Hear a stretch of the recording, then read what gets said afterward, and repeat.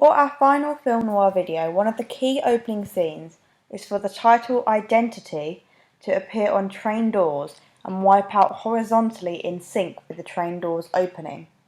This is shown here on our storyboard planning. I think this will look really effective, as I've seen this type of effect before, where the text interacts with the visual aesthetics occurring in the scene. It also expresses to the audience the film is beginning and informs the viewers of the focused theme that will be running throughout our film. Before picking a random font, I decided to do some font research and analysis, as typography and graphics have always interested me greatly. In this video following, I'm going to look at both typical film noirs dated back in the 1940s and also titles of newer modern neo-noirs and compare the variations. This will help us decide upon what sort of font we want to use, not only for the titles and credits, but for the ancillary tasks too, such as the poster fonts, etc. Bold and capitals. I've always imagined the text on the train doors to be bold, so among this collection the bold capitalised titles really stood out for me. For example, the 1944 film Double Indemnity, as well as Mystery Street and Brute Force, all use bold, capitalised and central alignment in white fonts on a grayscale background. White stands out really well against a black or grey background, so I'm going to bear this in mind when designing our own font.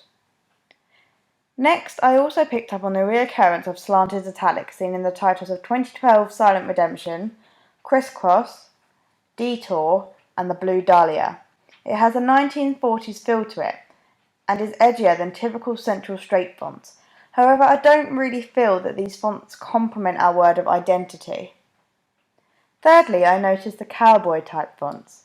Tension, Gun Crazy and The Big Still were all released late 1949, and so perhaps this symbolises a pattern of some sort that a Western culture was popular at this time and era. Again, I don't feel this type of font will work well with our title Identity. Lastly are the more decadent fancy fonts, such as the likes of the Maltese Falcon, Gilda, Follow Me Quietly and the 1942 Casablanca. These are really effective and memorable, and I feel some of them look really appealing to the eye.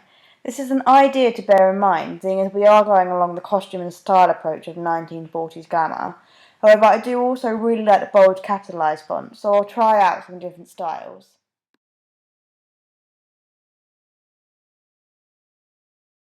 On the other hand, the neo-noir titles have a really noticeable difference to the film noir titles: colour.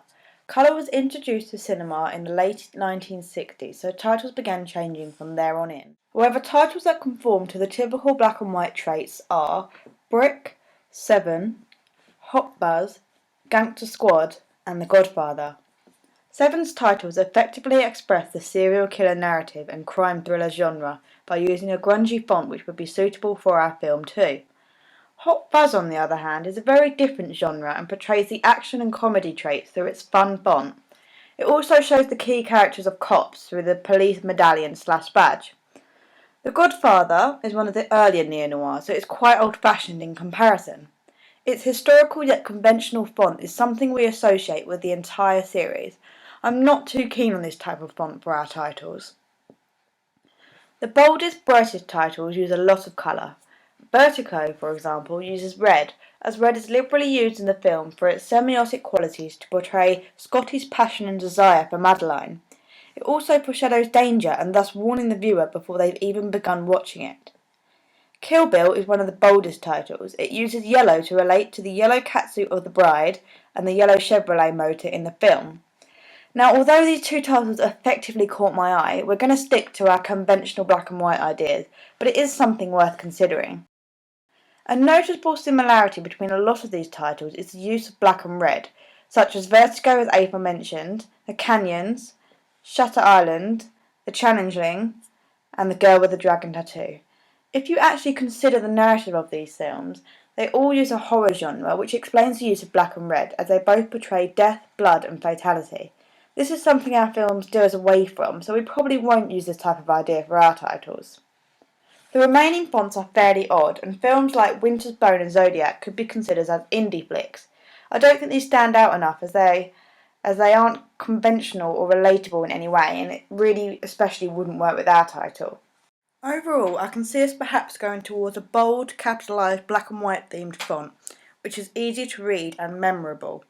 This has certainly helped me to decide upon a suitable font, as well as further stressing the thoughts that need to go into small details within a film, such as how Vertigo uses semiotic as a key focal point, and how 7 expresses a clear theme throughout from start to finish.